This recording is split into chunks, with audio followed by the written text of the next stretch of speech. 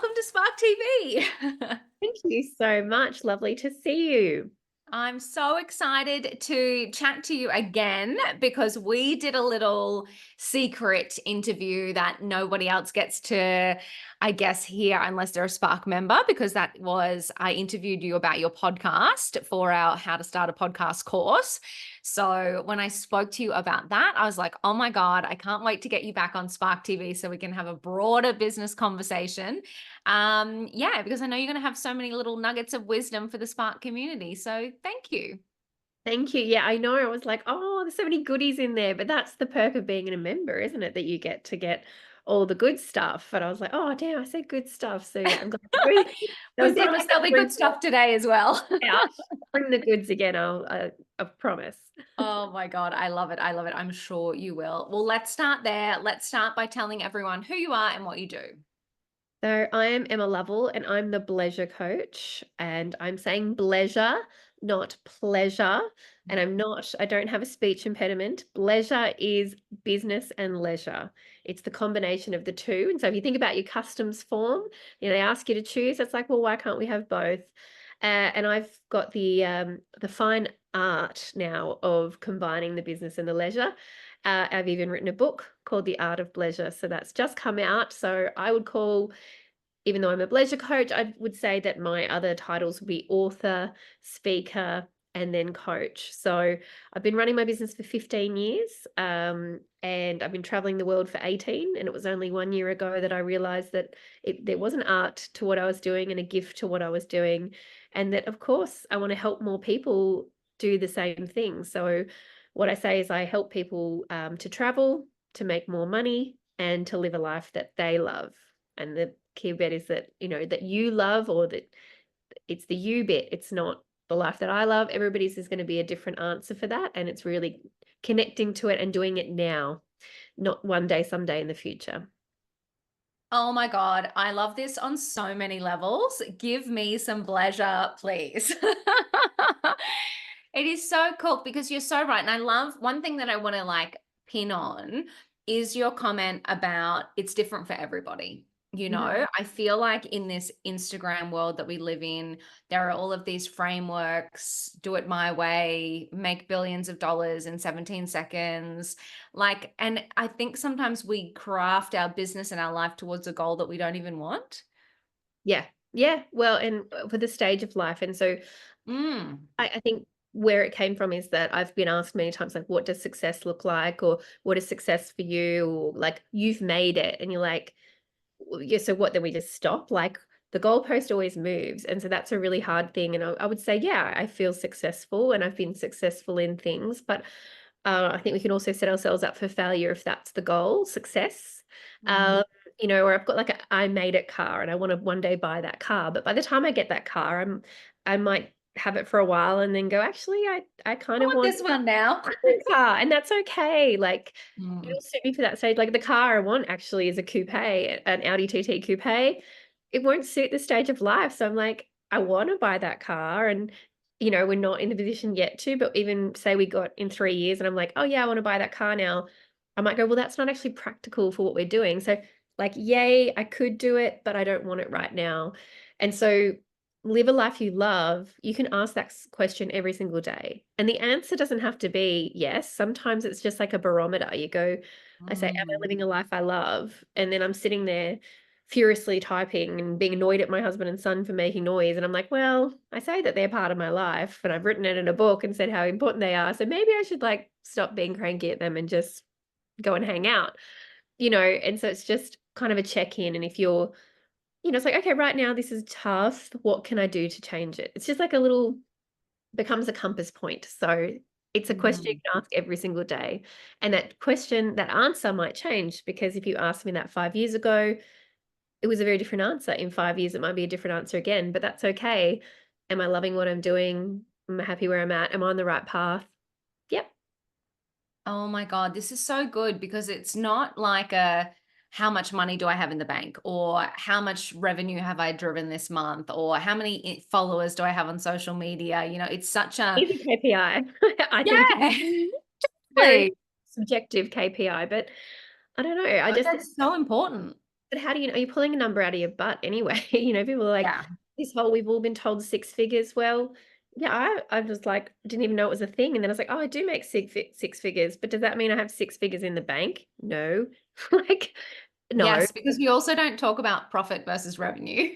We just talk about the Yeah. flashy numbers to How much it lull people in. cost to make that Yeah. money, and what was, but I think more so, what was the cost to me to make that Oh, money? yes. The impact upon me. And I see some of the people in my world, and I see the toll that their brilliant success has taken on their bodies. And I see them going in the reverse. Like, I mean, you can literally see the toll it's taken, let alone what they're talking about. And that's no, with no judgment. It's just a reality. And I see it happening myself. And you sort of go, do I want this success or this business and this whatever accolades at this cost? Like, no. And so it's just a tweak and a refinement, and it's coming to your, yeah, like you said, it's your definition.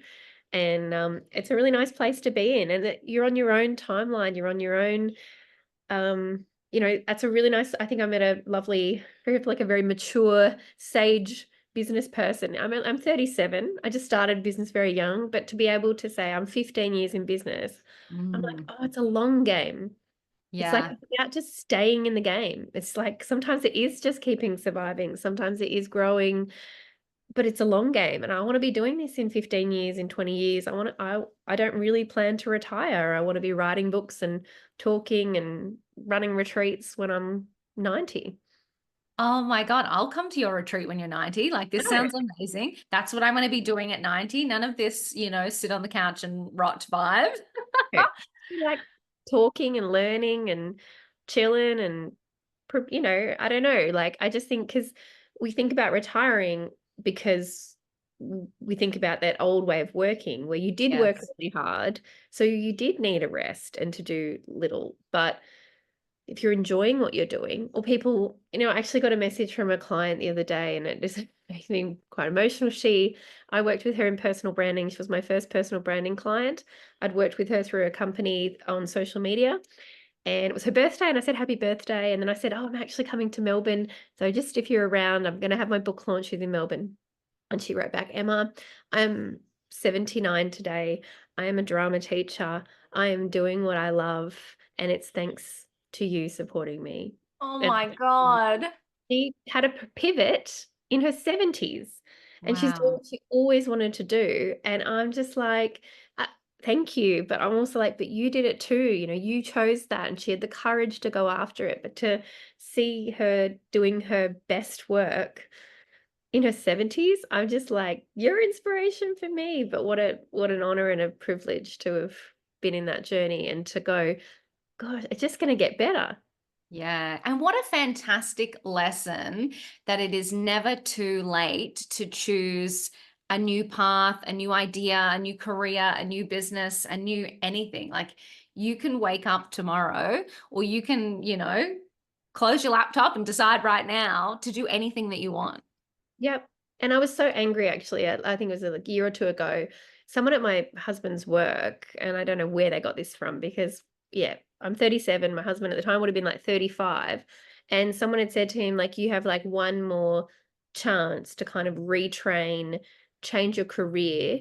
Like, this is your like last chance, like when we're this age. And I was like, are you effing kidding? Like there are people who are going to university in their 70s because they didn't get the chance when they were when they were 18. University wasn't a big Yes. thing, or it was only for very privileged families. And so I was like, how dare they put that limit on you? Mm. Like that is not true whatsoever. You could change your career at any stage, but it has to be what you want to do. And I don't think also the only way to learn is university education or qualification.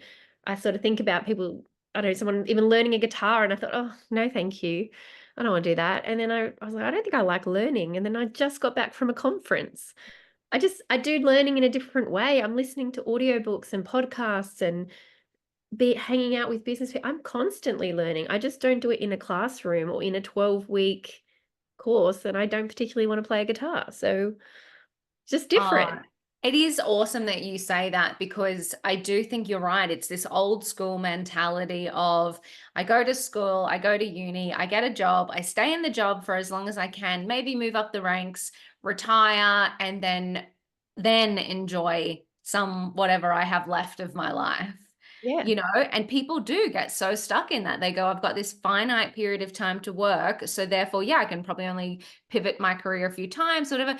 But you're so right. It's just such BS, you know, we can, and we live in an age where everything is online and accessible. Like you can Google how to learn guitar or, you know, how to do Yeah. whatever it is you want. Or like you say, go to a conference, listen to a podcast. The resources that we have at our fingertips right now is incredible. And the thing is, we're living longer. So people Mm. retiring at 67 or 70, you potentially live for another 20, 30 years. I mean, doing not a lot is going to get pretty boring. The traveling even I think like my in-laws are going to be over it. Like you need something to keep you focused and keep you interested or have a passion. And for the people who do have a passion, so say my father-in-law is very into boats, very bit keeps himself busy. He's at the boat club, he's involved in the boat club, he's the secretary, or like he's always doing things. So he's great. But if you don't have something, that's a long time. And I have longevity in my family. My cousin Bill, who I feature in the book, and I'm seeing him next week. He lives in America. He's my grandmother's cousin. He's 101. Oh my God. And the day after his 100th birthday, his profession is magician. And he Stop it. This is yeah, so cute. he performed at a magic show in Palm Springs the day after his 100th birthday. Oh my God. That is incredible. And I've got a tattoo on my arm, and it's for him, and it's an ace. It's the ace of spades, and Oh my it's God.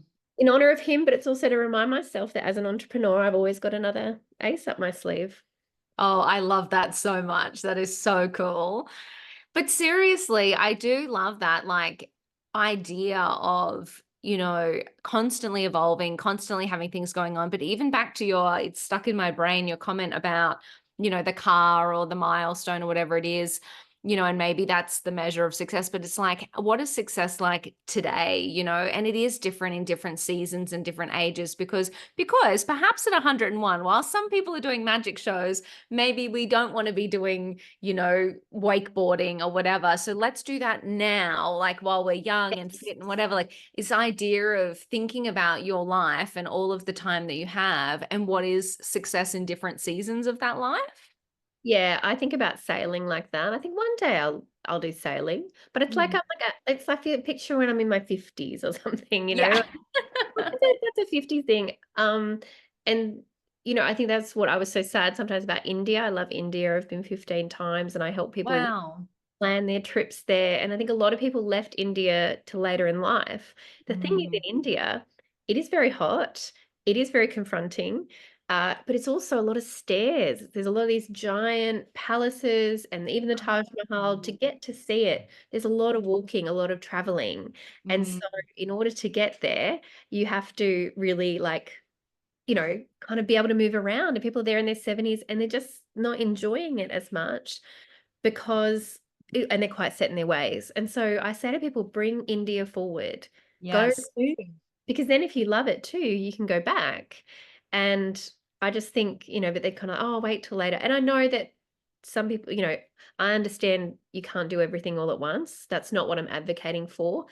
But what I am trying to help people do is find ways to do more of the things that they enjoy or to, yeah, potentially pursue these things earlier. Because yeah, like you said, there's certain activities that you may not want to be. But again, I see white-haired people in Colorado like skiing and snowboarding. And I'm like, yeah, I want to be skiing and snow. Like it makes me stop. I go, yep, I've snowboarded for 3 hours a day. That's great today. I used to go all day and then drink all night and then party the whole week and burn myself out. And now it's like, I've had 3 hours on this beautiful mountain and I want to be snowboarding when I'm 70, 80. So let's just have a nice week, take care of ourselves. And it's just, I'm finding this dance between doing what's important now, bringing Mm. things forward, but also recognizing that, yes, being in business for 15 years, as you get older, that you do have time and you don't have to do it right now all at once. And it's just maybe a bit of prioritizing for this season. I think that is awesome. And I love the concept of bringing them together. So we've talked about, doing things at different stages in our life, prioritizing those activities. But I want to hear more about then how do we blend the business and the leisure? So, and I guess this does go back to we now live in a time where we can travel and run our businesses depending on what businesses we have. But how do you suggest people start to think about doing these activities now whilst also running a business? Yeah, and like, a lot of the things I share in my book is that it's not all sitting by a pool with a laptop, like Yeah. perfect. I Seriously? That's what I heard on Instagram. Yeah, no, I nearly fit. I made my flight by 1 minute this morning. Like My I God. went to get a blood test because I am traveling so much that I have to do all the life admin stuff. I got a haircut yesterday, went to the doctor. Okay, we'll do your annual checkup, we'll do your bloods. And it's like, well, if I don't go today, then I can't see the doctor again before I go to America next week. And it's like Mhm. 3 weeks. So that was a reality of something I had to do today, but I left myself a bit short time. Had 3 suitcases because I now travel with a bag of books everywhere. And I was like, you know, flapping about to get to I still took a selfie, as my friend pointed out, with 10 minutes. Like, she's like, so you took a selfie and then you complained about being 1 minute with 1 minute to spare. I was like, well, you got to document the That's situation. right. That's right. The people need to know. And then, I'm at my dad's house in Sydney, which is fantastic. I get the use of a car, I get the use of my dad's house.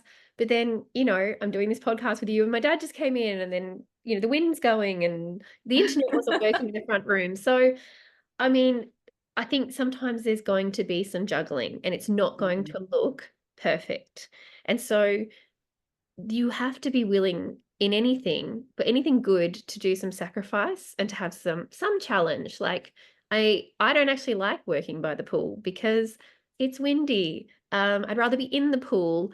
So I actually like working in a dark room faster and like more concentrated. And then I go outside and I enjoy the pool and the sunshine. It's finding what works for you. And I did put a chapter in, and it came off the back of actually an article I wrote 6 years ago. It's funny how things all sort of come together. And I wrote this article about how I run my business and travel the world for She to Find magazine. And I shared some tips in there, and it's things like planning as best you can, planning ahead. So if you have a podcast interview, making sure you're in a place where there's internet. So did okay with that today. Communicating. So I did try that too. Communicating. I'm not going to be available between 3:30 and 4:30 because I have a call with Danielle. Um, sometimes doing the work, if you do know that you're going to be traveling, like, doing any big sending of files or meetings. I've just Mhm. moved a bunch of meetings because they were going to end up being like at 10 p.m. in the USA. And I was like, I might be jet lagged. So I'm going to have a busier few days, Monday, Tuesday, so that I have the rest of the week free. Really looking ahead to that. And then there's some things like budgeting, if you're like, oh, I can't travel because I run a business. And it's like, well, sometimes it costs as much overseas as it does at home. Or because you're at home, you go, well, I'll just have a coffee and I'll just buy this thing and I'll just do that. When I'm away, I'm very conscious while I'm traveling of how much I've spent. And so I look ahead and I plan and I budget for that. And so it's all factored in. And I'm Mhm. really just moving. I'm for like, look, the way I run my business is always the way I run my business, from a laptop and a phone. This is the office. I take it with me. And then, that's all sort of budgeted in. So there's a few tips in there, but I just think, stop telling yourself you can't do it as well. You'll find a lot of reasons why you can't.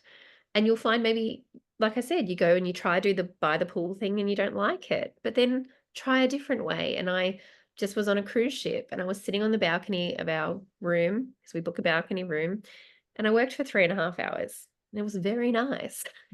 Some people would hate that. They're like, I don't want to, if I'm going on a cruise, I want to have a holiday. But they travel as much as I do, Mhm. I work. And that's the sacrifice or the choice. But I really enjoyed my work looking out at the ocean. I enjoy my work. I enjoyed being on a boat. I communicated to my family that's what I needed. And it worked. I love it. And I love the philosophy that anything is actually possible. You know, you can find a million reasons not to do things and why it won't work for you. But if you really want it, you can actually sit down and go through that process of figuring out the logistics, the budget, the how, the when, the why. It is actually all doable. The time zones. Yeah, I've stuffed this one up a few times lately. Just even in Australia, we have the hour difference and it just messes you about. So the clock app and notes app are like my favorite things on my phone. Clock, calendar, notes. I think WhatsApp, they're probably the apps I use the most. Yeah, it's so true. Like time zone math has got to be like the one of the mysteries of the world. I think you've got it. And that's why I was like, you know what? I don't think my brain's quite there this week. So I'm going to move everything next week and bring it forward. So that's, yeah, past Emma helping future. No, well, yeah, current Emma helping future Emma from past Emma's errors. Oh my God, I love it so much. And it's just such a cool idea as well. You know, oftentimes we work so hard for that one holiday a year, you know, and sure, a lot of us have jobs that are businesses that are fulfilling. So we do get a level of satisfaction from the work we do. But I just love the idea of incorporating leisure, pleasure, life into work. You know, this idea that we don't have to work for 11 out of 12 months and just wait for that time of year. That idea that we can actually have relaxation, rest, experiences, opportunities now in amongst the work. But and stretching it out as well, because I think the whole 4 weeks or year holiday thing. And look, I understand people have school, like children and things like that. And maybe, yes, when you're going to Europe or somewhere, we're in Australia. So if you're going over to Europe, if you're going somewhere further, you want to maximize the time. I Mm, understand that. But that shouldn't be the only type of holiday you do. And then you're like, well, we can only have a holiday when we have 30 grand to pay for the whole yeah. thing. Yeah. Like, seriously, that's what we're looking at. And so then you go, well, we can't have holidays. And I was like, no, you can have like the value of a long weekend. Mm, One day either side of the weekend, 4 whole days. You can do a lot in 4 days. You can feel yeah. so refreshed in 4 days. And we don't have money. Okay, I'm sure you have a friend who lives in a lovely place. Tell me you don't have a friend who lives in a nice place who's probably invited you to come stay. That changes scenery. It's lovely. I don't know. Yeah, I Yeah. can't take the time away from my business. Isn't it your business? Like, didn't you start it? So was Aren't you like, the boss? yeah, what are we doing? Like, you can't plan ahead to have like a Monday and a Friday off. Maybe it has to be over a public holiday then. That's fine. I don't know. Just throw me your excuses, which they are, and I will give you a response because I just think there's so much value in that top up and then also maximizing. And I wasn't able to do it recently just because of all the things I've got on. But I went to a conference in Port Douglas and it's like, I've already paid for the flights. I'm already in this destination. The room is already covered. If I pay a bit more and that's all business expense, my husband and my son can come with me and share in the experience. And we could extend a few days. And so then I can wind down with them afterwards. Or even Mm, better, what we thought about doing now is I go to the conference, they fly in at the end, and I stay for the few days. Then we're already making the most of being in that space. We're not paying for me back and forth, back and forth. I didn't do it this one trip because we just had got back from Europe. So I feel like I wanted my son to have a little bit of consistency with kindy. But otherwise, it's such a great way to maximize what you're already doing. And then that's such a beautiful example of pleasure. Not only is the conference pleasure because you're doing business in a very lovely way, having very important, fruitful conversations in the pool, but then the family gets to come and enjoy this perk of your work. oh, I love it so much. I do it in the reverse. My husband travels a lot for work. So every time he does it, I'm like, I'm coming. And then you're right. Oh, So you're going his again? flights are paid Okay. for, the room's paid for. So all we have to do is pay for my flights, which we can usually do on points or something.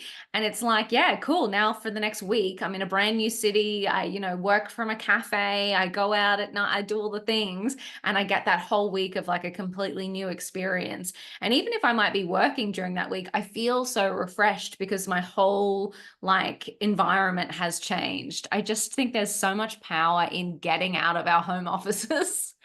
looking at a different window. I'm very fortunate to have, we have my in-laws have a holiday house, and just the spaciousness of Beautiful. going, the spaciousness in my brain, let alone the space of, yeah, not being in my family environment, but just getting to look out a different window. And I have this, I didn't put it in the book, but I've told a story a few times of going to my aunt's place in England, and she came home and I was in my pajamas still, and she said, "What are you doing all day?" And it's like, "Not a lot." And she's like, "You didn't go out?" It's like, "No." She's like, "Didn't get dressed?" I was like, "No." And I just loved getting to do nothing because I don't do nothing at home. I got to do Yeah. nothing in a different place with the window, the view out into the garden, English garden. It was Oh my lovely, God. That but is I so didn't do cool. nothing at home. So that was my holiday, you know. Yes. Oh, I love it so much. It's so good. So how did you even get into this? What's the backstory before business? Well, I started my business when I was 22, so I kind of don't know any different. Ah, of course. Yes. I started in uni, dramatic, but I broke my back snowboarding. When What? Yeah, I was competing in university games, went off a Oh my jump, God. um, didn't land it. But the thing was, it actually forced me to rest. And I realized I was probably doing a little bit a lot. The year later, I didn't really learn that lesson because I just picked it all back up. So I had to learn another lesson the hard way, but that was burnout, and choose the broken back over the burnout. But it Mm. just gave me the space and the time to go, well, what do I want to be doing? And I wanted the freedom to be able to travel. I wanted the freedom to do what I want. And I was like, I thought about this idea of maybe I could start my business. And so actually had the headspace and the time. I was in the house a lot. And so Yeah. I had an ABN, and I just applied it, set up a business name and said, I'm running a business. So, and then I, got some clients, and then it's just evolved over time. So originally PR, social media marketing, communications, hence why I'm so good at showing up online. I now get it. And then I moved into personal brand because I love the people work, and I Mm. just wasn't getting fulfilled by just, do work, deliver, get paid, move on. So I really love, like I said, Lynn, that lovely lady I talked about, was one of my first personal branding clients. To see her change, to see her grow, to see that 5 years on, the impact of that work was really powerful. And then last year it all changed again. I started working under my own personal brand because I finally took my own advice. But it was somebody asked, "What do you want to be known for?" And the next day, I thought about it. I kind of said, but in my inbox was a question about travel and a question about business. I was like, people come to ask me about these things, but I had still been separating them. And then Mm. somebody else had asked me recently, how do you do it? How do you run your business? You travel so much and you have a kid. And I said the honest answer was because I choose to. And then it was this like sort of like, light bulb reflecting. And it was a beautiful new colleague that I met who sort of helped me join the dots when I told her my life story in a very quick time, that I had been doing it all along. Like I said, I wrote that article 6 years ago about how I was doing it. I just, I was still subscribing to, but you can't make money from travel. But like, oh, but travel has to sit over here because my business is here. And even though I was incorporating the travel, it wasn't getting paid for the travel. And so, and my dad's trying to come in on the interview. He's welcome. The more the It's fine. merrier, Oh, really. he loves the book. He'll tell you all about it. But yeah, I hadn't, it was so weird that I was still separating. And so the pleasure came, I hadn't known the word pleasure. People keep saying I made it up. It was actually coined in 2009 by a futurist. And I was like, actually, that's what I've been doing all along. But pleasure Wow. typically would be thought of as like that whole conference thing. You go to the conference and you extend. So I took Mm. it to a whole nother level where I'm like, no, it's about the harmonizing of business, travel, and self-care. Because the self-care part, I've done the business hard and I've done the travel hard, and I've business hard, travel hard, and that's when the burnout comes. So if you don't do the self-care piece, they fall over. And I just, travel is my self-care. Like it's really like a, harmony sort of Like flow. there's a Venn diagram in there or Yeah, something, isn't there? but it's the flow, and that's why it's Yeah. not balance. I don't use the term work-life balance. Mm. It sets you up again to fail because you're trying to get even. All the balls in the air and It's not even though, it's never going to be 50-50. yeah. It's never going to be 33, 33, 33. There are times where you need more self-care. There are times Yes. where I'll be traveling more. There'll be times Yes. where there'll be more business. Or more of the two, it's the whole burn. I don't know if you've heard of the burners. Like you can't have all the burners on the meal burns. Yeah. You've got to adjust and that's how some things are on simmer, some things are on boil. Yeah. Harmony, I'm flow. so surprised that so this is like we're into the hundreds of episodes and no one's talked about it as flow before. Like that idea of business, life, self-care, all of the things. No one has ever used that word before. And I just think that you're so right. We do put so much pressure on ourselves to tick the boxes. Have I self-cared enough today to offset the work that I've done? Like, and it's even that stressful thinking about have I self-cared myself enough today? To Right? do self-care. Like Yeah. it becomes a have to do list. Like, I don't know, it's that. And I think working in the female space, I had Mm, a coach who talked a lot about flow, being in flow, like that Zen state, that productivity. That's the flow. It's called the flow state. And that's when yeah. you're just creating out of nowhere. You could do the thing for hours. You're really in your happy place. And that can be within work when you're doing a task or traveling or I don't know, snowboarding, I get into a flow state. Like it's really such a you just feel calm and at ease. Um, Mm, but it's that whole hurry up and relax. hurry up yeah. hurry up and rest. I'm gonna self-care so good. Yeah. Like I don't know. I just think and there's times where you're like, I feel tired, then be tired. If Mm, my doctor said to me years ago, I did experience depression and anxiety, and the best advice he gave me was when you're happy, be happy, and when you're sad, be sad. yeah. So simple, but you're always fighting yourself all the time. And it's like sometimes when that business thing just isn't going, Yeah. maybe it's a sign. Like if it's so hard and you're pushing so hard at it, maybe it's time to have a little break. Yes. And the thing that I advocate for most, I know we haven't got to that point, but if I could have one message, it's take a rest, Yeah. the break, because I was forced twice to break. I've Mm, physically and mentally, and I just, you do not have to physically, emotionally, mentally break so that you get to take a break. yes. Oh my God, that's got to be like a message we need to put a pin in Take because our break. Just get it tattooed. Take our we're break. all we're all getting t-shirts after this. No, but it is so true. You're right. You're not the first person that said that to me. They're like, yeah, if you don't do it, you will be forced to. If you don't actually prioritize yourself, your head or your body will do it for you. Yeah, it's Yeah. it's I experienced it on a really dramatic level. Mm.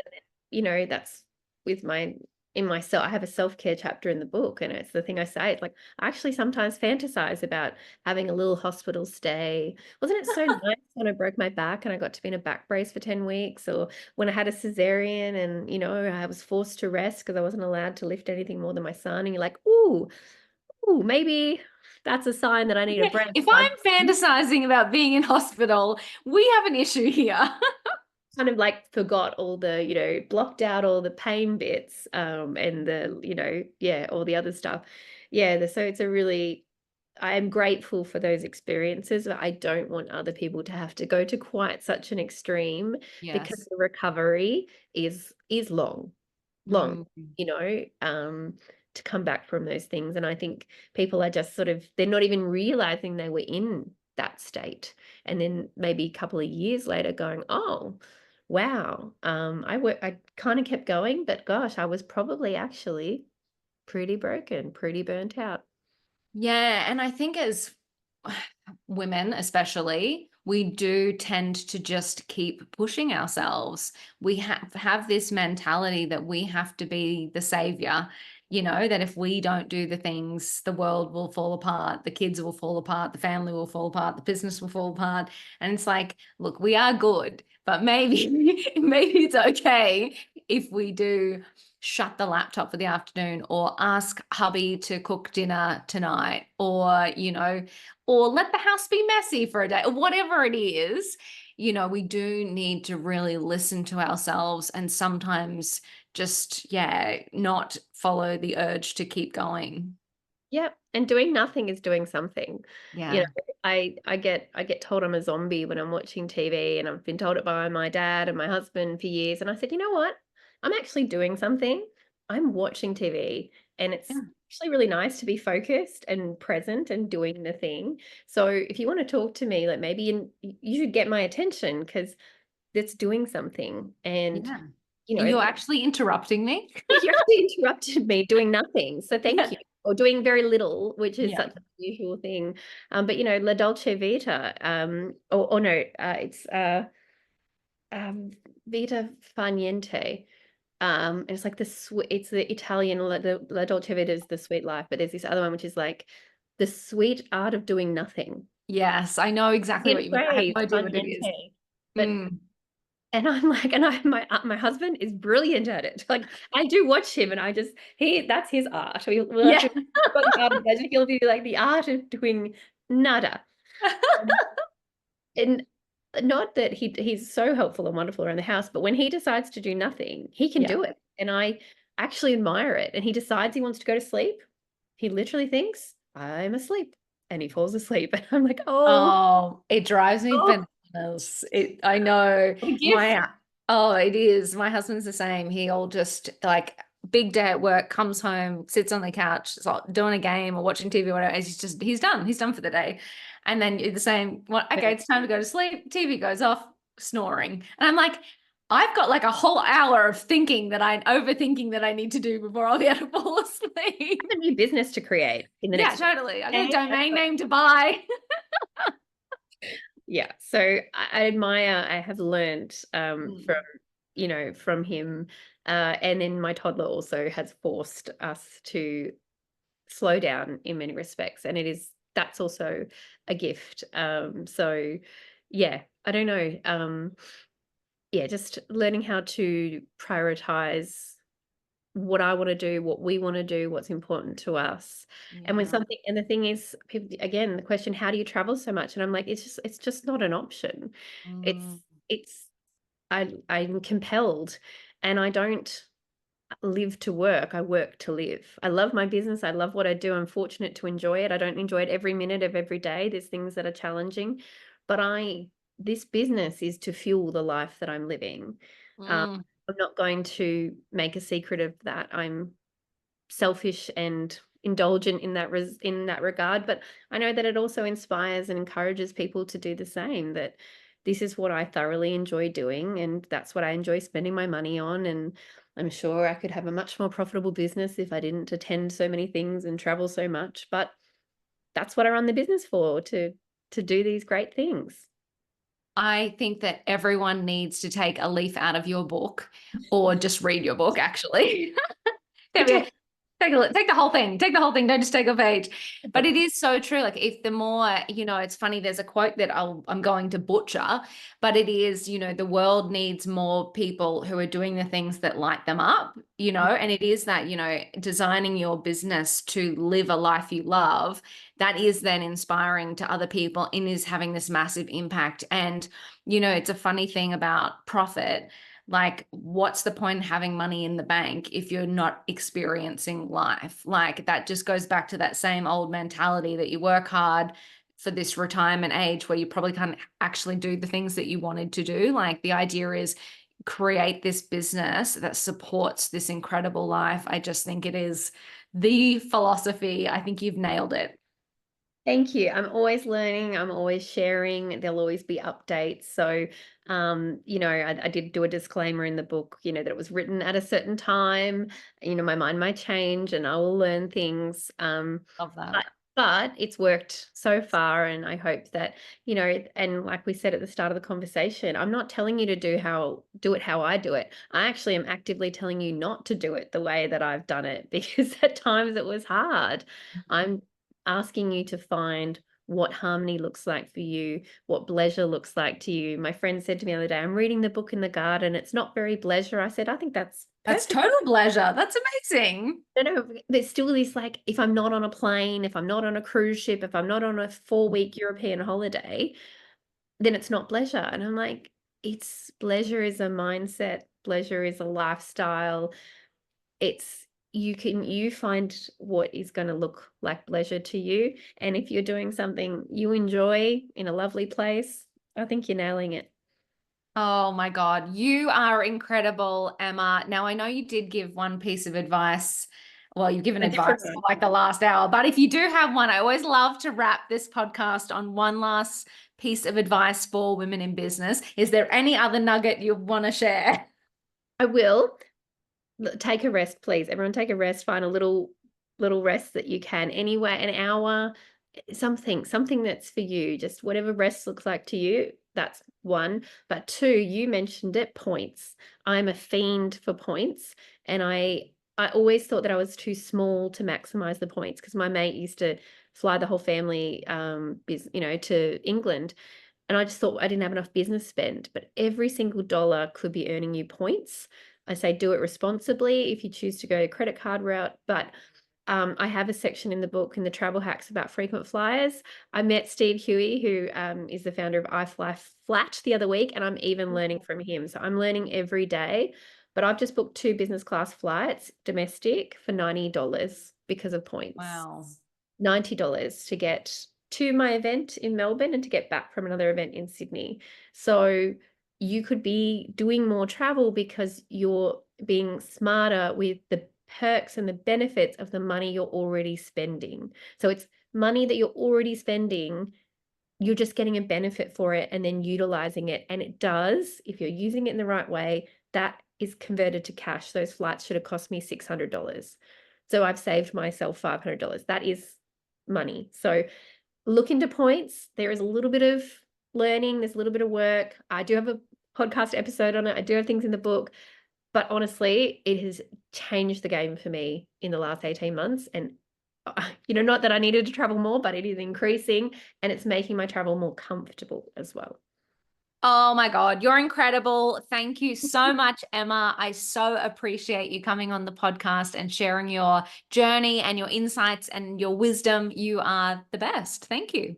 Thank you, Danielle. Look forward to pleasuring with you somewhere in the world at some point. Yes. Yes, please.